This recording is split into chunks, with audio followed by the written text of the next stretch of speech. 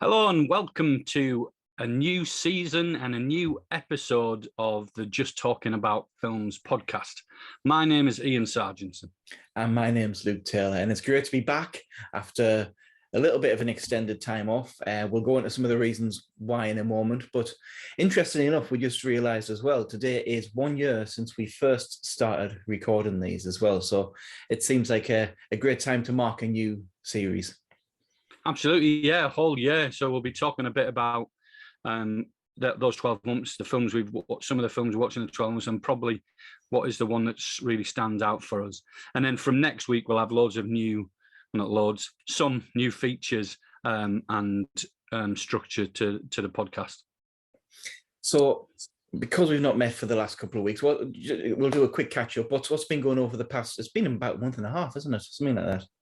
Yeah, it's been about 6 weeks. So in those 6 weeks, I mean, there's been a lot going on for me and for you. So for me, I moved house, started a new job, had Easter, and obviously in our industry, trade or vocation, that's quite a big deal. So yeah, it was a bit full on, all that happening in the space of a few weeks. And yes, I'm in a new location now. That's why I've got the retro bookcases behind me, but hopefully next time we meet, or certainly by the time after, I'll have more familiar background. So yeah, so it's been all a bit busy, just trying to settle in the house, trying to get everything in the right rooms, get everything sorted, and start work, get to know people, and do things. So yeah, been juggling a bit, and both of them, you know, the house is getting there, and my knowing people and starting work is getting there. So yeah, so it's all just been a bit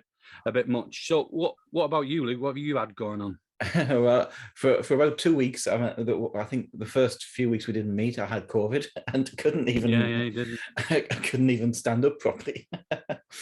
So that kind of got in the way of a few things, and then after that, there was the run up. You were moving house. We were opening a new church building, which has been a building project that's been going on for about 1.5 years now. So we're getting to the end stages of that. And then, of course, Easter. So it was a lot of pressure, a lot of things all going on. And we just felt like, you know, especially everything seemed to fall on a Friday, which is the day we tend to record. Yeah. Well, then we'd said, we'll meet next week. And I think we both realized it was Good Friday. We can't do that. It's probably one of our busiest days. And then, so yeah, but here we are. So I'm coming from a new location, but we're really excited to be back, because in amongst all of the things, this is one of the things that I enjoy doing on a Friday when we record this. Just look forward to it. It gives me another focus during the week, and I really enjoy it. Yeah, me too. And it gives you what I like, again, looking back, I guess, at this past year, it gives me reason to watch films that I've missed. You know, films that fill in some of those holes in maybe my film knowledge, and watching things I wouldn't perhaps normally watch, and I've really enjoyed that. Yeah, I enjoy that, and I'd say one of the things, it was in lockdown that we'd started chatting about doing this, and then the same with the online film club that we're both part of, that was started. It's just two things that, you know, you get people and you talk about something you enjoy, and it's not difficult. It's just fun and enjoyable. So yeah, I look forward to it. And I've missed it, but at the same time, I think it was right for us to take a break, because there was just so much going on. But it's good to be back. It is. Now, in that time, we haven't stopped watching films. So we probably have quite a long list of films we have seen, but we probably can't do them all. But should we pick up on some of the highlights? Yeah, and just before that, though, you know, obviously, since we've also been off, there was the Oscars. Oh, yes. Well, obviously, it's a shame, again, we're not talking about the films, really, although there was some, you know, worthy winners. But I have opinions on the Oscars, but I'm not going to share them because we've all moved on. So yeah. We were going to have a whole Oscar chat, weren't we, the one weekend? We were. We just didn't end up meeting. Yeah. So the films, some of the highlights. Yeah, I've watched some good films. So the highlights, I've got a few here. So I watched The Passion of the Christ, rewatched that. I think I watched it on Good Friday, and it's not like something I have to do. You know, I usually read the book, but it's like it's just something I wanted to do. We're talking about, and I remember first time I watched it, I think it was way back when it was the graphic, the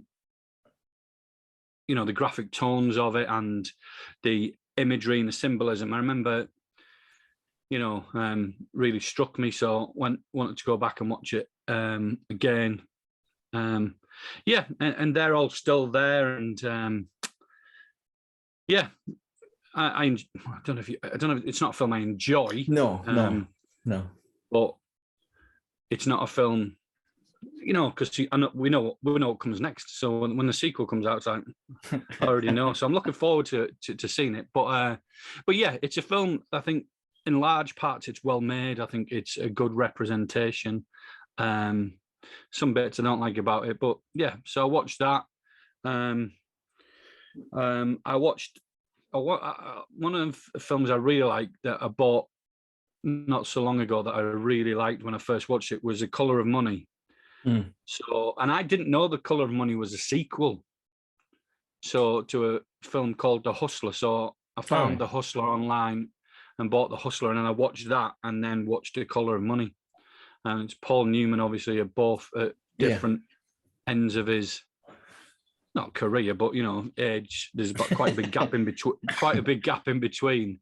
Yeah. And I enjoyed them. Very different stylistically, but both good. And both, the thing I found about them both is there's like, and then we say this a lot, and it's a bit cliche, but it feels real. Do you know what I mean? It's the two films about pool that aren't really about pool. They're about humans, ultimately about Paul Newman's character, really, and him, the journey he's on, the journey to develop character, I suppose. So yeah, I really enjoyed them. What else have I watched? Change of pace slightly. I watched Edge of 17. Edge of 17? I don't know that one. Yeah, so it's like a coming of age film in school. It's a bit, it's got Woody Harrelson in it, actually, which he plays quite a good character that he's either, I'm not sure if he's the best teacher ever or the most irresponsible teacher ever. That's a fine line. Yeah, but it's reminding me a bit of Perks of Being a Wallflower in terms of there's some, deep emotional messages and themes being explored. It was a bit, I mean, maybe it was meant to, but it was a bit hard to care about the main character really for a long while, but then by the end I got there. So that was good. I rewatched La La Land, loved it again. Yeah, I really think it's an incredible film. Gangs of New York, I rewatched that, and I think I was as underwhelmed this time as I was the first time. I think there's so much potential, but it just doesn't hit the mark really. No, it doesn't. It's kind of boring. Yeah. Which is a shame, because I remember the beginning of that, where it shows you that place where all those people live in the pulls back, and it's just like this sort of desolate this New York you've never seen before. Yeah. And I was fascinated by that, but the film itself just sort of gets more. I found it really boring. It's like, what a cast! I mean, Daniel Day-Lewis is outstanding. Really, really good. And DiCaprio does okay, but the cast is amazing. The story is good. There's so much to use there, but it just drags on, and it's like the same scene rehashed about 8 times. You know what I mean? It's like the characters were all good, and yes, I was again disappointed. It just missed the mark. And then the last one I'll mention is The Imitation Game. I'd never seen it before. Oh, did you? No, and I watched that and I thought it was really good, a really interesting story, both on the professional aspect of what Turing was doing and his personal life. Yeah, I think Cumberbatch was outstanding, really, really good. So there's just some of the highlights of stuff I've been watching. Some rewatches, a few new, and then there's obviously other films, but we can't go into all of them. So, yeah. Great. Well, for me, I'll pick up on the highlights. Boiling Point, I watched, which is all one shot, the whole film. And it's like this chef getting ready for a big night, and it turns out his mentor's in, and it's just this night where everything starts going wrong in this expensive restaurant. the health and safety people have been in and downgraded him from 5 stars to 3 stars, and he he has to. But it's a fascinating film. It's definitely tense, and things build and build and build throughout. And the idea that it's done in one shot, so everything feels very real time, and the food's getting cooked as it's it's a fascinating look at kitchen life, and it was good, really good. Yeah, it's Stephen Graham as well, isn't it? Who I'm a big fan of. I think he's just one of the most underrated actors. He just does. He plays the roles he plays really well, and a broad range. I think the only thing that limits him sometimes is accents, because his accent is so strong. Like when he was in Snatch and when he was in The Irishman, it was you can hear it. But yeah, I think he's a phenomenal actor. Yeah, he's very good, and he's very good in it as well. You just see this guy who's just under pressure, and it just gets worse and worse and worse for him as the film goes on. It's very good. Would very much recommend that. Coda. Great film. I loved it. Wow. I mean, it's not often, and I saw it before the Oscars, which I wanted to do, because you want to see it before, and it had so much buzz. But what a brilliant film that was. Yeah. Fully deserving, I think, of the best film at the Oscars. Yeah, I agree. I think it was something different. There was a powerful message in there. The acting was good. It was, it just, made me sit up and go, yeah. And because I've criticized the Oscars recently for, just being a bit edgy and just choosing. But I think this is thoroughly deserved. All of the stuff that people said, I thought, yeah, I agree. And it was Kate that had been telling me for ages to watch it, and I was like, oh, I don't really fancy it. But it was great. Loved it. Funny, heartfelt, powerful message. Made me consider an aspect of society that I'd never considered before, really. Yeah, same here. Only thing is, I don't think the cinematography was particularly cinematic. It felt a bit TV in that sense. It didn't, but I didn't mind it because I was watching it on TV. Yeah, aspects. I know what you mean, but there was some genuine laugh out loud moments. There was some bits that really, got something stuck in my throat. Yeah, just really. Yeah. The parents are hilarious. They're brilliant, absolutely brilliant. And even the conclusion, the end, lump in the throat at the end, I just think it hit every moment like that. And it didn't always do the thing you think it was going to do. No. There were some obvious paths that didn't go down, and I liked that. Yeah, and it was ultimately it's a coming of age story, isn't it? But there's so much more in it about responsibility and raising the profile. Yeah, I loved it. Yeah, very good film. And then kind of the opposite end of the scale cinematically, maybe, I went to see Ambulance. All right, Michael Bay film. And I got to say, I had a great time. I don't normally like Michael Bay films. No, you don't. It had this, it reminded me a lot of Speed in that sense. It's just this film that's constantly, more action. And once you get what it's doing, it's tremendous fun. And it's Michael Bay has discovered the joy of drones, I think. There's so many shots from drones. I mean, and it becomes quite remarkable where there's cars jumping over, crashing, and the drones flying underneath the car. I mean, it must have been so hard to coordinate. But actually, it makes the action sequences incredibly thrilling. Great. There's a point early on where there's a robbery, and everything's pretty static, but the cameras are going mental. I mean, they're going absolutely crazy.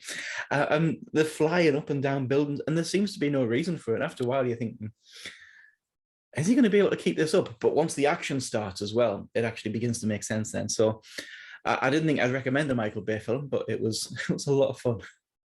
Yeah, maybe that's the drones help a bit, because he's not one for in his action sequences, Michael Bay, is he for letting the viewer see what's happening. No, and you do a bit more here because the camera's moving so much. But before it was just like a shaky cam, or just so much happening on the screen. Was it Transformers or something where you just can't see what's happening, and it's like, what's the point of this? Just bits of whirring around. But it sounds fun. Yeah, I wasn't expecting to enjoy it at all, but had a really good time.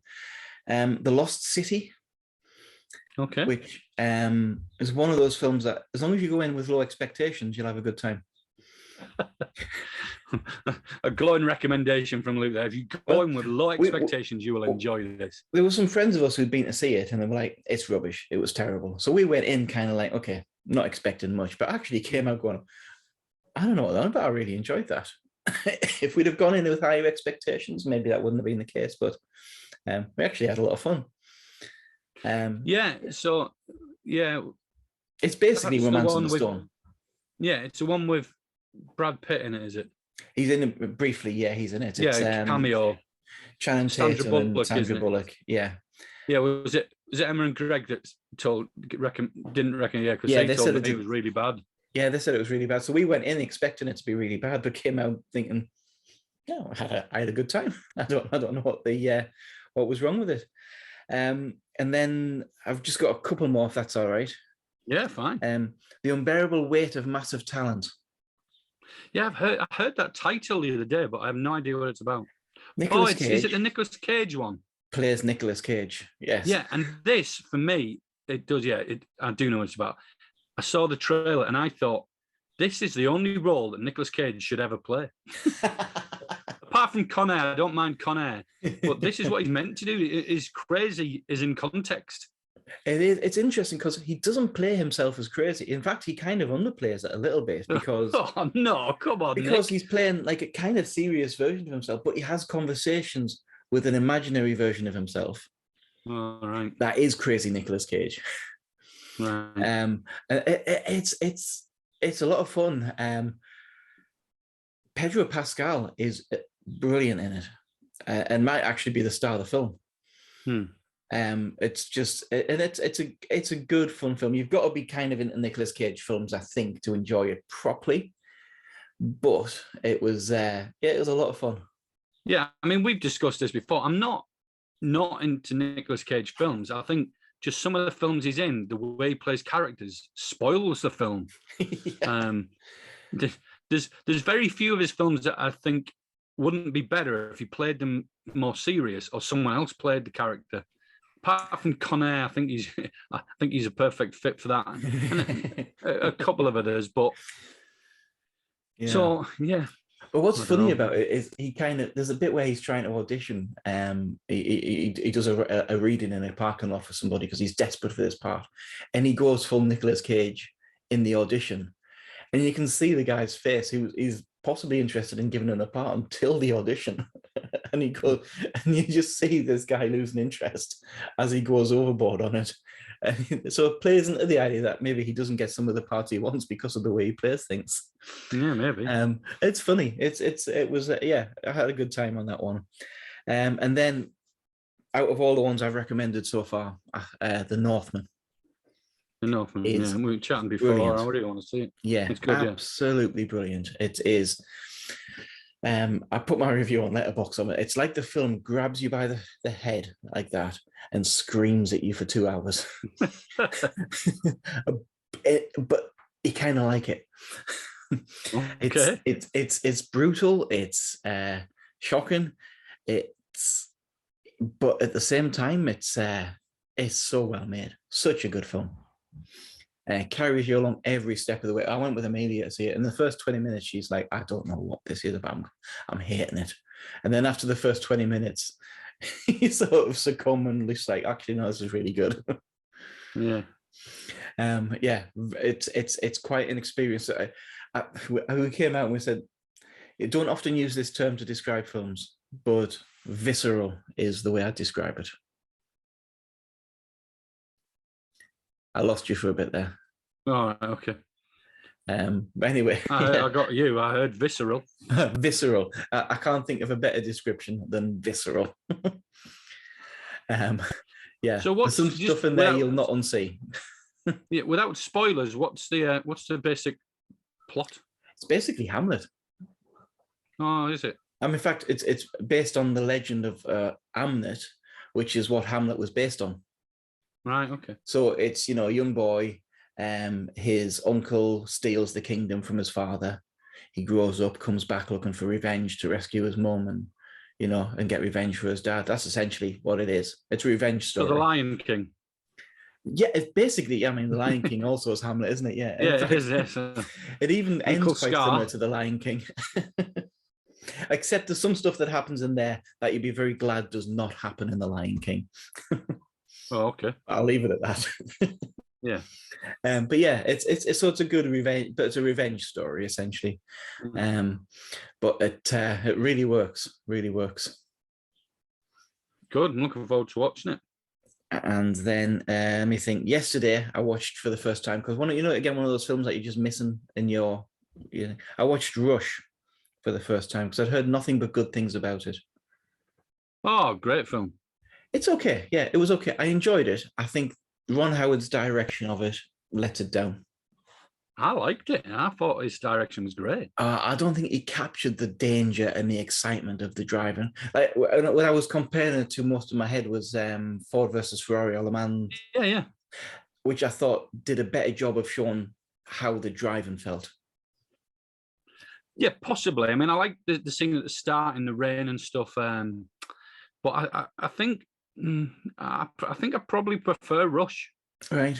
Okay. I enjoyed it. I mean, I did enjoy it. I thought the story was strong. I thought the cast was strong. Although I was totally on Nikki Lauda's side the entire time. I don't know if you're supposed to be.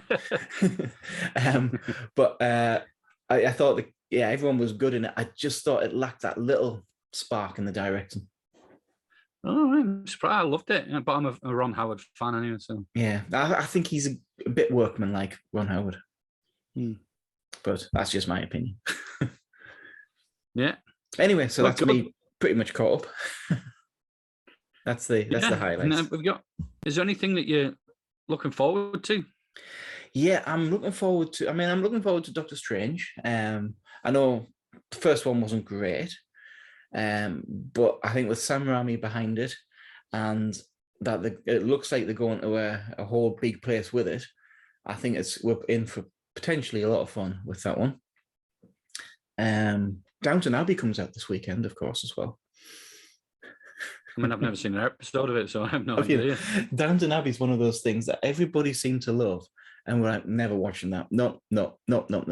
And then when the first film was coming out, we thought, okay, let's give one episode a try and just see what it's like. And I was instantly hooked. Dangerous, that. I was just one of those. Okay, this. I get what people like about it now. Thoroughly enjoyed it. I quite like the first film, so yeah. I've never seen an episode. never seen an episode, and with that danger warning, I probably won't now because if I do, yeah, I didn't get it, and then one episode in, I was like, no, I get it now. I get it. I think I'm looking. Top Gun 2, I'm looking forward to. That's it, yeah. We've been waiting a while, but just the way, listening to Tom Cruise talk about the way they made it, like they were really in the planes and stuff, that's exciting. And yeah, I know it's not technically a film, but I'm looking forward to see what Disney do with Obi-Wan Kenobi. Yeah, I think so. I thought the Boba Fett series was so-so. Mm-hmm. It was okay. Wasn't the greatest, but looking forward to an Obi-Wan one. Are you watching the current Marvel one? Was it Moon Knight? No, I'm like, I don't don't get into these characters I've never heard of. They just seem a bit silly. So yeah, fair enough. I'm just trying to see anything else that's upcoming that looks good. There's not a lot, is there? No, and that's the problem, is there really isn't. And there's not a lot coming out of the cinema as well, which is a shame because I really want to get back to the cinema more regularly now. Yeah, but no, I can't see much. That's imminent that I'm excited about. No, there's nothing. Every time I go to look at the cinema stuff, it's just like either stuff I'm not interested in or Yeah. Oh, that reminds me. There's a film I missed off recently. Just in case you go into the cinema and you accidentally watch it, don't watch it. Don't go see Morbius. Well, that was another one of them things. Like, is the one you said, like Moonlight, I'm just no. It's just I've seen it all before. No, don't go see Morbius. It is even for a bad film, it's terrible. But, yeah, don't do it. I'm interested to see what is it, the Buzz Lightyear film. See what they do with that. I can't work out what that is. No, it seems to be more promo coming out, but yeah, I'm interested in it. I'm not saying I'm looking forward to it, but I'm interested.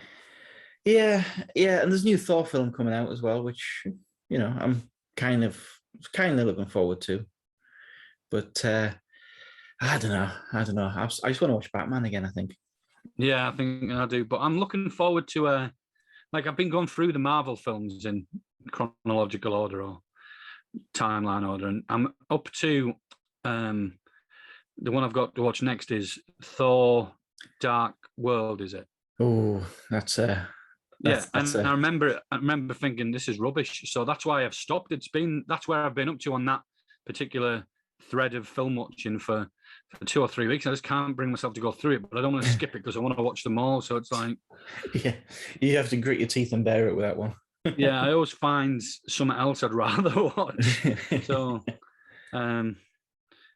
yeah, we'll get through it. But yeah, so that's it. And then looking forward to rewatching some films that I haven't seen for a while. So I think on the list, G.I. Jane. And I know I had it on the shelf and I haven't watched it for ages. What sparked off you wanting to watch that? Exactly, it was the Oscars. So it was all the controversy, and I thought, I haven't actually seen that for ages, and I know I've got it on the shelf, so I'll watch that again. But I didn't want to watch it and then it be on my letterbox, and everyone would have done what you've just done and go, I know why he's watched that. So, but it did put it in my mind. I've just not thought about it for a long while. I'll have to get some more trips to the cinema. Find my local. I know local cinema's a lot closer than the other one. So that's good. That's good. I'm trying to get through the Jurassic Park films at the moment, in anticipation for the new one. But the trouble is, I've done Jurassic Park and the Lost World now, and it feels like, isn't it all downhill now? There's only 2 films in there. Well, there should be. Depends how many you acknowledge, yeah. Yeah, so 3's not good, so I'm not looking forward to that. And then, anyway, we'll get through them because. But I'm also trying to do the James Bond films because they've all suddenly arrived on Amazon Prime. Yeah. And I haven't I've seen bits of probably all of them, usually on a bank holiday when I was a kid. I've never really sat down and took the time to watch them. So I've only done one so far, which was Dr. No, which was a very different film to what the James Bond films are now. Yeah, very different. I mean, not just stylistic, but you see all of the stuff that they pick up on and redo again and again. But it's actually not a lot happens in it at all. No, and yeah. So I mean, I used to love them as a kid, but just for the cars and the chases, and when he's in an impossible situation with some laser or something, and then he gets out of it, or a swimming pool with sharks, all of that was exciting. But when I rewatch them now, some of them haven't aged well, and not just with the the themes and stuff, but I do like the Daniel Craig ones. Up until the final few minutes of the last one. So what's interesting, we went to see Operation Mincemeat recently as well, and Ian Fleming's in that as a character. Oh, is he? And you get the inspiration for M and the inspiration for Q and all of that. How he's kind of like in the background of the film a little bit, but there is an M and there is a Q, and it's an interesting look at. I think they did a TV series about his life once, which I'd like to try and find again with. I can't remember who was in it, but he had quite an interesting life before he wrote those books, and a lot of it's inspired by stuff that was really going on. And fictionalized, obviously, but it was interesting. Operation Mincemeat, by the way, is so. Yeah, I've heard quite mixed reviews about it. It's like a film that, and this is, I wish it wasn't the case, but it's a film that the content is something I'm interested in. I like things like that. But then when you hear a couple of negative reviews or it's okay, it kind of trains. And in some ways, I wish that I could not hear anything about any film ever. It's ironic given that we're doing a podcast about films. But because it does influence me a lot. Yeah, of You know, course it does. Yeah. like you said about the Lost City, you're going and you're expecting it, and sometimes it can help because it goes, oh yeah, that was good, but other times it kind of puts me off watching it, and then years go by, and I go, why didn't I watch this before? Yeah. And it's because someone had influenced me somewhere. Yeah, it is one of those. It's such a interesting operation that happened. You know what they did, and apparently there's another film about it called The Man Who Wasn't There. But of course, facts have been revealed since then about what happened that can fill in some of the details and things. So it should have been more interesting than it was, but it gets very concerned with a sort of romantic storyline in the middle of it. You know, like a sort of like and the film seems absolutely fascinated by this, what turns out to be a very uninteresting part of the story. And it's like the film's obsessed with that bit. And it's like, no, I really don't care about that. I want to know about the operation you're doing. And it feels like they just concentrate on the wrong thing. Which is a shame because it had a lot of potential. It's a good cast. Yeah. So yeah, and then from next week we'll come back with some different features and different things to discuss. But we just really wanted to get back today to filming something, to chatting, and we knew we'd have a lot of films that we've watched. And I said it's been a year since we started doing this. Yeah. So in those 12 months, Luke, we've discussed a lot. We've watched a lot of films. We've shared some views. You've shared some controversial views. So in those 12 months, is there any of watching films? Is there any particular that stick out, either rewatches or films you've watched for the first time? I think some that have really stuck out for me. First of all, I went on a bit of a Western kick quite early on in this process. And I really enjoyed some Western, because I'd never really watched Westerns, but The Good, the Bad and the Ugly, brilliant. Once Upon a Time in the West, loved it. The Quick and the Dead, loved it.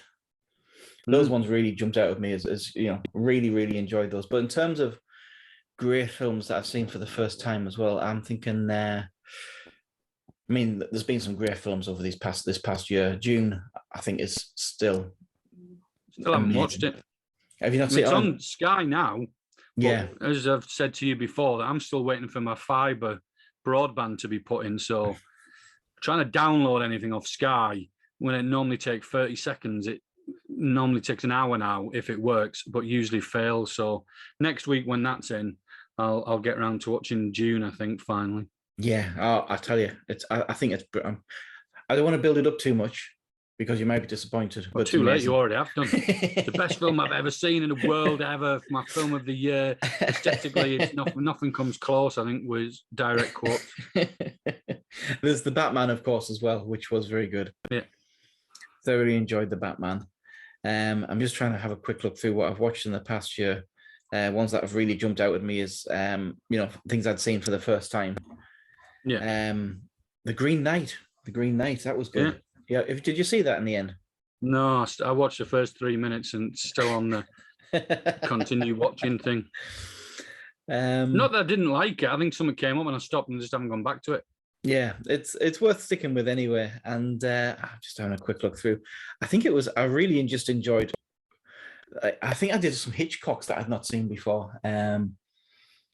What was that one? Rear Window, really enjoyed. I enjoyed Rear Window. Which is the one where? What's Vertigo? That's it. I was trying to think of the word Vertigo. Thoroughly enjoyed Vertigo as well. There's been some great films over this past year. There's too many to recommend, isn't there? What about you? Which ones have stuck out for you? Ones that stuck out for me. What was that one that you recommended to me with Matt Damon and Ben Affleck and? The Last Duel. Yeah, The Last Duel. Really enjoyed that. Excellent. Yeah. But I think the top three since we've been doing this that really stuck out to me is probably, for watch for the first time, was Nomadland. I was really just so impressed with that. Belfast and The Batman. I think they'd be the three that stand out. I mean, I've watched a lot of good things. Some understated ones, some gems that have came across, and just really out of nowhere and really enjoyed them. But Yeah. and Coda, I think Coda would probably be in there as well, actually. Yeah, Coda's very good. Get ready for June to change your list. Okay. Sorry, that's too much hype. No, you've done it now. So it's one of them things that a bit like with La La Land, it's like, oh, all the hype from everyone. I can't wait to put everyone right on this, and loved it. Other things I've gone, yeah, there's too much hype around this. It can't be as good as people are saying, and it wasn't, So like The Greatest Showman, I was like, what? It just wants to be La La Land, Yes. but without the actual story or heart, or any good songs whatsoever. Yeah, anyway, I won't get you started on that. But yeah, so it's been a good year. It's been a good year, and I'm thankful for this because I've watched films I wouldn't have watched. So I am thankful that we've been doing this. Yeah. Even now, it's still I take, because you've got the cinema a lot more. It kind of is a filter for me to know what I should watch, and some of the films, I think you watch some films that I definitely wouldn't, and then confirms to me that I shouldn't watch it, or maybe that I should give it a go. Like The Last Duel, I wouldn't have watched that if you hadn't recommended it and said it was so good. And yeah, so now The Northmen, I was like, it looks good. It looks like a big epic, and but they don't always work out that way. But now it's had the Luke seal of approval. I'll give it a go. It is like being shouted at though in the face for, and not just shouted at, but there's spit and there's blood in that shouting. It'll go all over your face. What was that one with Adam Sandler in? That it was a jeweler, was it? Oh yeah. What was it called? Rough Diamond? No. Rough Diamond or whatever. And it was that was just people shouting for 2 hours. Yeah. It's not quite like, it's like the film is shouting at you. Yeah, I get that, but I was like, is it like The Revenant kind of? Yeah, I guess. I mean, it's I guess it's kind of got that. It's beautifully shot. I tell you, the photography looks so good. It's got moments of quiet in it. Don't get me wrong, but it's just it's pretty brutal. Yeah, because it's like with The Revenant, when I first saw that, like the bear attack. It was like I had been attacked by it. Do you know what I mean? It was filmed so well. It was exhilarating, and it was like I was exhausted after that scene. Do you know what I mean? Because it was so well done. You watch yourself. You watch a film, and you put yourself in the film a little bit, don't you? And with this one, I couldn't. There's no way I could put myself with any of these characters because I'm that guy who died in the background. I'm that guy who's just floating in the water right now. That would have been me, because everybody's so like the whole time. I was like, okay, I'm glad I didn't live in those days. Yeah, there's a whole bunch of bit where there's some slaves taken to this little, and they're all so weak, and he's like, just send them back, and I'm like, yep, I'd have been one of those. I'd be one rejected. Very good. So, well, I've enjoyed being back, and I'm looking forward to this series. And as always, if you have got any comments about what we said, any films that you recommend, or any opinions that differ to us, or that echo our thoughts, then let us know on social media. If you want to come on and discuss an aspect of film, then let us know. We'd love to have some more guests on in this season. So yeah, just get in touch via Facebook or Twitter, or if you know us, then just call us or text us. Yeah, we'd love to have you on. And again, this isn't one of those things where you have to be a film expert to come on. We want to talk to everyone who just wants to talk about films. Absolutely. I mean, if we were looking for film experts, then I wouldn't be here. I'm just someone, and that's why it's called. Yeah, that's why it's called Just Talking About Films, because that's what we do. We don't have any, we don't claim to have any deep, in-depth, superior knowledge. It's not about that. We just enjoy them and enjoy talking about them. Yeah, we do. And so it'd be great for you to join us. And you can get in touch in all of those ways: Twitter, Facebook. You can even comment on YouTube, and we can get in touch that way as well. Brilliant. See you all soon. Yep. Have a great week.